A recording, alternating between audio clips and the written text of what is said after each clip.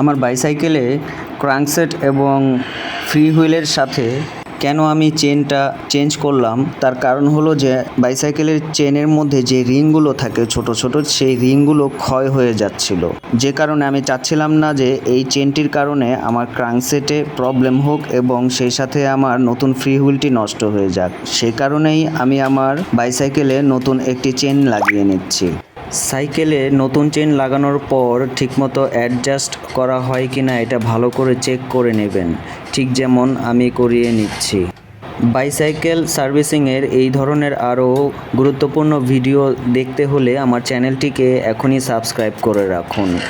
এছাড়াও নতুন নতুন চমক নিয়ে ভিডিও আসছে আমার এই প্যাডেল পারসুইট ইউটিউব চ্যানেলটিতে। ভিডিওটি ভালো লাগলে অবশ্যই লাইক, কমেন্ট এবং শেয়ার করতে ভুলবেন না।